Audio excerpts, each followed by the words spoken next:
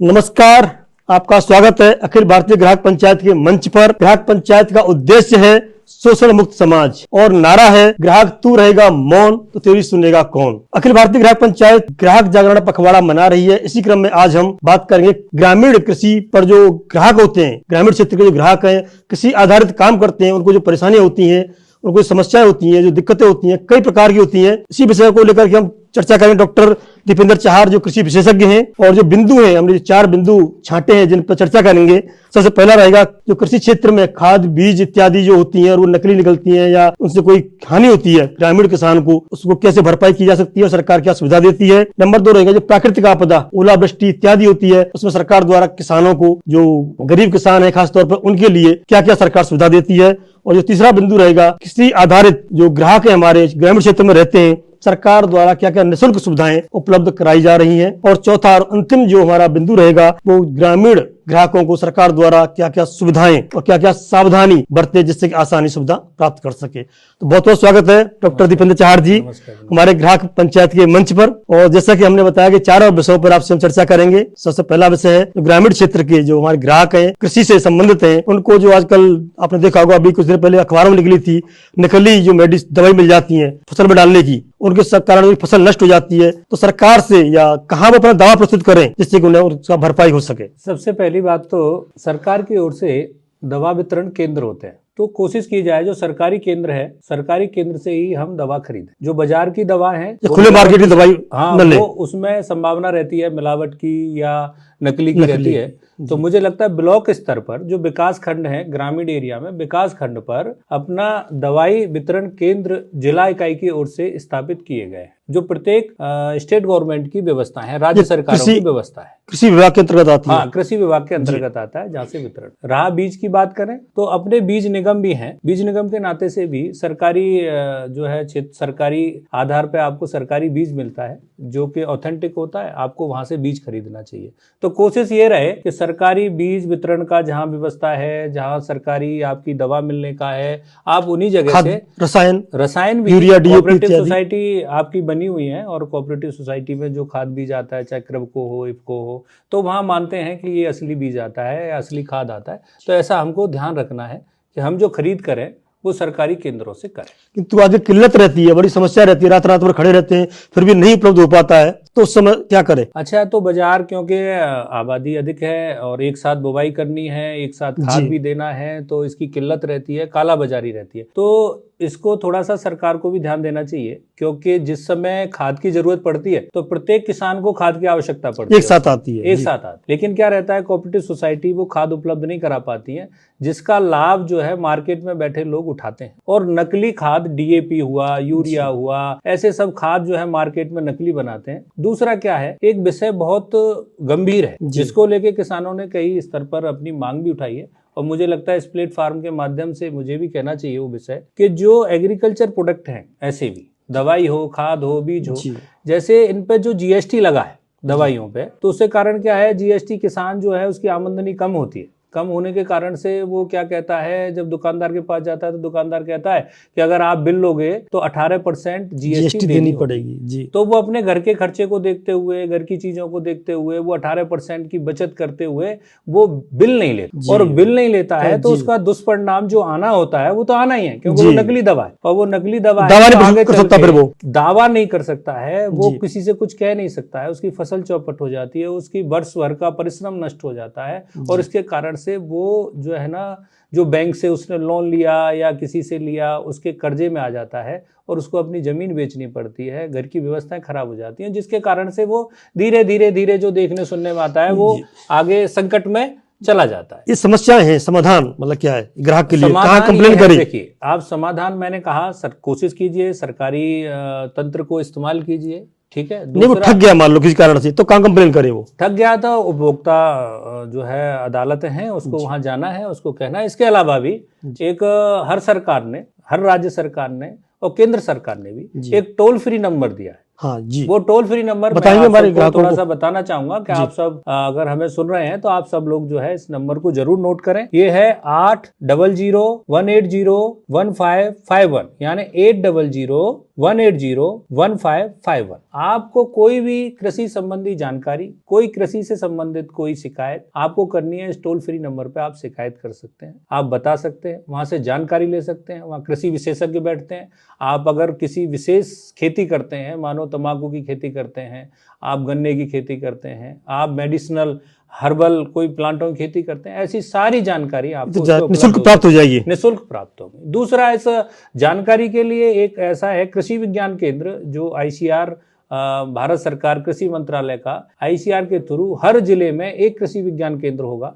तो आपके प्रत्येक जिले में एक कृषि विज्ञान केंद्र है जो आपको तकनीकी जानकारी देता है। आपको अगर खाद बीज की या जिंक, पोटाश जैसे माइक्रोन्यूट्रिएंट एक विषय आ गया है जी, जिसे लोग जानते नहीं थे, पहले सिर्फ एक नाइट्रोजन और फास्फोरस यानी सॉइल टेस्टिंग के बाद जो के लिए बात निकल के आता है जो, हाँ, सॉइल टेस्टिंग, मृदा परीक्षण भी वहां हो रहा है और वो ब्लॉक स्तर पर भी हो रहा है। जितनी भी सरकार हैं उन्होंने अपने ब्लॉक स्तर पर soil testing lab card, Bharat सरकार की एक बड़ी योजना थी, उसको चलते हुए राज्य में भी इस तरह का हर ब्लॉक स्तर पर आपकी मिट्टी का सैंपल जांच किया जा रहा है और उसको क्या आवश्यकता है उसका health card, soil health card करके एक व्यवस्था बनाई है, जिससे आपको पता रहता है कि हमारी मिट्टी को अभी क्या जरूरत है और हमें क्या उसको डालना है। ज्यादा अधिकता डालने से भी दिक्कत, तो वो भी उसको मतलब रेशियो बता देंगे कितनी रेशियो डालनी है। ये तो सरकार की सुविधाएं बताई आपने। हमारा प्रश्न ये है, दोबारा से वही प्रश्न पे आते हैं हम लोग, जो क्षेत्रीय या ग्रामीण एरिया में जो हमारे ग्राहक हैं, कृषि से जुड़े हुए हैं, उनके साथ धोखाधड़ी हो जाती है, तब क्या क्या उपाय करे, वो कहाँ कंप्लेन करे? जैसे टोल फ्री नंबर बताया आपने, उसके अलावा उपभोक्ता फोरम बताइए आपने, इसके अलावा और कोई रास्ता है? देखिए, अब जो है ना, वहाँ संबंधित कृषि मंत्रालय के जो जिला अधिकारी, जिला कृषि अधिकारी हैं, जिला कृषि अधिकारी जी, जिला रसायन अधिकारी हैं, जो दवाई के लिए जो है आपकी दवा वितरण के लिए जिला अधिकारी हैं, उनको आप बता सकते हैं, वो कंप्लेन कर सकते हैं, कंप्लेन कर सकते हैं, वो कार्रवाई हो सकती है, उन पर छापा पड़ सकता है, उसकी दुकान बंद की जा सकती है, वो कार्रवाई, कानूनी कार्रवाई होगी, कार्रवाई की जा रही है। और बहुत अच्छा सुझाव है आपका।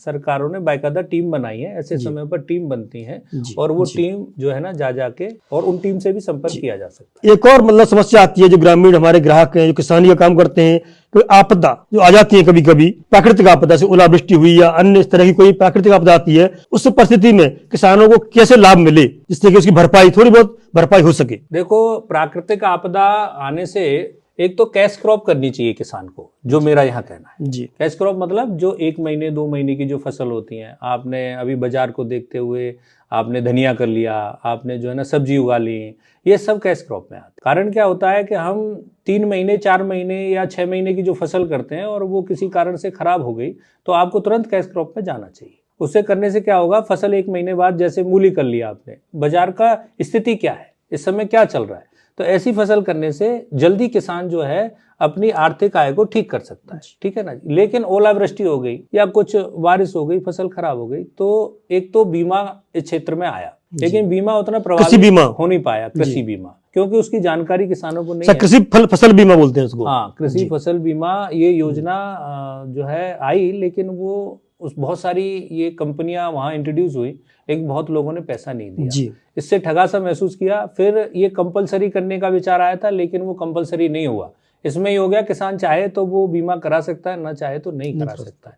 तो किसान की आर्थिक स्थिति ठीक नहीं होती, वो एक एक पैसे को बचाना चाहता है, इसलिए वो बीमा कराता नहीं है, उसके लिए कंपलसरी नहीं है। तो ज्यादातर लोगों ने अभी बीमा नहीं कराया है, जिसकी वजह से ओलावृष्टि होने से या किसी और कारण से, प्राकृतिक आपदा आने से उसकी फसल नष्ट हो जाती है और वो आर्थिक संकट में चला जाता है।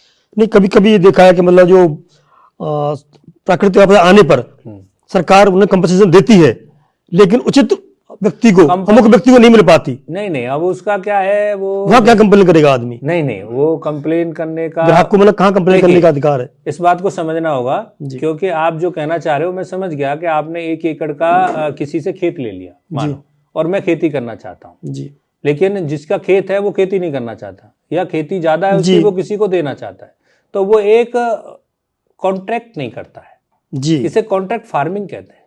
लेकिन वो कहीं लिखित पढ़ित में इसको नहीं लेता है, वो नगद पैसे देता है और नगद पैसे देने के बाद उसके खेत में खेती करने लगता है।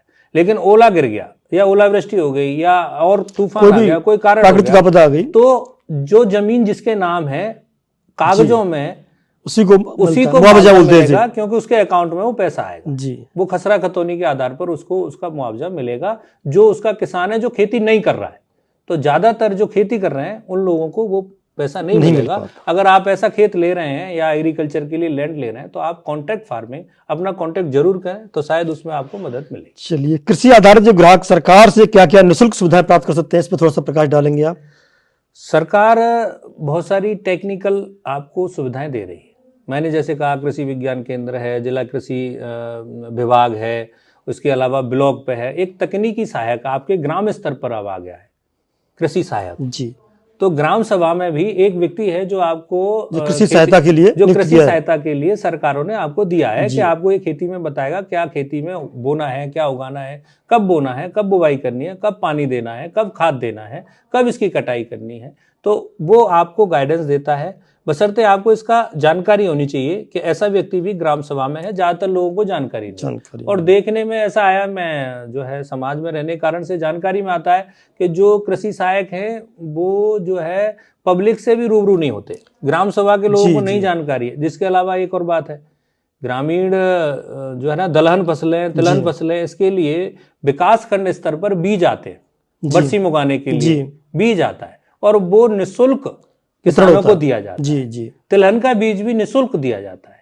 अगर मुझे पात्र किसानों को या ग्राहकों को नहीं मिल पाता वो, लेकिन वो पात्रों को मिल नहीं पाता है। कारण क्या है, इस स्कीम की जानकारी लोगों को नहीं है और वहां कुछ एक लोगों से मिली भगत या भ्रष्टाचार। या एक मिनट बता दूं, हमारा ये जागरण के प्रोग्राम है और ये जागरण के लिए हमने रखा है कि ग्राहकों को जागृति मिले, ये पता चले कैसे प्रोग्राम होते हैं और निःशुल्क मिलता है। बिल्कुल। आप जो पशु चिकित्सालय है आपका, आप यहाँ रखें, पशु चिकित्सालय पे जाएं, वहाँ चारा रजिस्टर बना हुआ है, जो मवेशियों के चारे के लिए, जो फसलों के लिए बीज मिलता है, आपको वो बीज निःशुल्क मिलता है। और हो सकता है आपका नाम भी लिखा जाता हो उस रजिस्टर में, क्योंकि वो किसानों को ही दिया जाता है, लेकिन कुछ लोग ही उसका लाभ उठाते हैं। जैसे आलू का बीज, मुझे लगता है हमारे यहाँ जहाँ आलू की खेती होती है, आलू का बीज भी जिला हेडक्वार्टर पे आता है, फाउंडेशन बीज जिसे बोलते हैं, लेकिन किसानों को जानकारी नहीं है। इसलिए कुछ एक जो लोग रसूख रखते हैं, चाहे वो किसी कारण से या राजनीतिक रसूख रखते हैं या कोई और कारण होता है, उसके कारण से वो बीज कहीं और चला जाता है, किसानों को मिलता नहीं है। तो ये अपनी जानकारी में रहना चाहिए। ग्राम पंचायत से उठाती रहेगी। हाँ, नहीं, बागवानी के लिए भी विशेष तौर पर NHB, नेशनल हॉर्टिकल्चर बोर्ड, आपकी बागवानी के लिए जिला उद्यान अधिकारी के माध्यम से आपके यहाँ पर फल वाले पौधे लगाने के लिए आपकी जमीन पर 75% तक सब्सिडी में आपके यहाँ लगाते हैं। बहुत सारी योजना है जो किसानों के लिए। चलते चलते अंतिम प्रश्न, हमारा चौथा प्रश्न है ये, या बिंदु कहें, कि सरकार द्वारा बहुत सारे डिजिटल प्लेटफॉर्म पर भी जानकारी किसानों को निःशुल्क उपलब्ध कराई जाती है। जैसे कि मौसम के बारे में जानकारी देते हैं कभी वो कि बरसात 3 दिन बाद आएगी, तो ये मोबाइलों पे या एक फोन नंबर दिया है, उससे बात करेंगे तो किसान को बता दी जाएगा ये फसल तब बोई जाए, इस तरह की। तो कौन कौन से माध्यम है जो किसानों को निःशुल्क डिजिटल माध्यमों से किसानों में अवेयर हो और सरकार भी उसमें मतलब सुविधा उपलब्ध करा रही है, इसके बारे में थोड़ा सा प्रकाश डालें ग्रामीण ग्राहक किसानों के लिए। देखो, पहली बात, ग्रामीण जगत में डिजिटल प्लेटफॉर्म का उतना महत्व नहीं बढ़ा है। मैं इसमें कहने में कोई कोताही नहीं। वहाँ इंटरनेट की जो सुविधा होनी चाहिए वो भी नहीं है। दूसरा, वो अवेयर नहीं है, पढ़ा लिखा नहीं है, वो इलिटरेट है जो खेती बाड़ी कर रहा है। अगर हम कहें कि मोबाइल से देख के, मोबाइल से पढ़ के या मोबाइल से करके वो खेती करेगा, तो ऐसा अभी संभव नहीं है। आने वाले समय पर ये व्यवस्थाएं उनके लिए वो समझ पाएंगे इसको, इस पर काम कर पाएंगे। लेकिन मैंने कहा, जैसे टोल फ्री नंबर, अभी कार्यक्रम की शुरुआत में ही मैंने आपको कहा कि वो अपनी बात कह सकता है, उसकी फसल अगर कीड़ा लगाए तो उसके बारे में भी वो जानकारी ले सकता है। वहाँ एक्सपर्ट बैठे हैं हर समय, वो आपको आपकी फसल के बारे में सारी जानकारी दे सकते हैं। लेकिन वहाँ पर मुझे लगता है जो पढ़े लिखे लोग हैं, जो गांव में देहात में रहते हैं, उन सब की जिम्मेदारी है कि अपने सभी किसान भाइयों की वो मदद करें और ऐसे प्लेटफार्म, टोल फ्री नंबर से जो जानकारी मिलती है वो उपलब्ध कराएं। बाकी का जितना भी खाद बीज की कंपनियां हैं, वो अवेयरनेस कार्यक्रम ग्रामीण क्षेत्र में चलाती रहती है और उसमें वो शामिल हों और उससे नई नई तकनीकी जानकारी सीखें। कृषि विज्ञान केंद्र, जिला कृषि इकाई, ब्लॉक स्तर पर विकास खंड, सभी लोग आपकी खेती को उत्तम करने के लिए लगे हुए हैं, आपका सहयोग कर रहे हैं। आप उनकी मदद लीजिए। अगर आपको कहीं कोई दिक्कत आती है तो आप जिलाधिकारी से भी जाके आप पूछ सकते हैं कि कोई ऐसी हमारी योजना चल रही है, या अपने विकास खंड में जाके BDO के पास जाके भी आप पूछ सकते हैं कि कोई ऐसी हमारे लिए कोई नई योजना आई है क्या। तो सोलर से लेके बाकी की सब चीज़ों से लेके तमाम योजनाएं ब्लॉक स्तर पर और ग्राम पंचायत स्तर पर चल रही हैं, लेकिन आप अवेयर नहीं है, इसलिए आप ले नहीं पा रहे हैं। ये अवेयर नहीं है, आप बताओ, अवेयर नहीं है। ग्राम पंचायत अवेयरनेस के प्रोग्राम कराती है और ये जो टॉक शो है, इस तरह से अन्य प्रकार से जो भी माध्यम हो सकते हैं, चाहे जो फिजिकली हो या डिजिटली हो, सभी माध्यमों पर अखिल भारतीय ग्राहक पंचायत छोटी छोटी चीजों को अवेयरनेस का कार्यक्रम चलाती रहेगी और आप तक इसी तरह विशेषज्ञों से मिलवाती रहेगी। जो भी आपकी समस्या है, अखिल भारतीय ग्राहक पंचायत के 4-5 माध्यमों में, डिजिटल माध्यम है, ट्विटर है, फेसबुक है, यूट्यूब है, वेबसाइट है, सभी पे मेल आईडी भी है, आप लिखकर भेज सकते हैं। यहाँ समाधान का प्रयास किया जाएगा और ग्राहक पंचायत से जुड़े, आपको इसी तरह अवेयर कराती रहेगी। जय हिंद, जय भारत।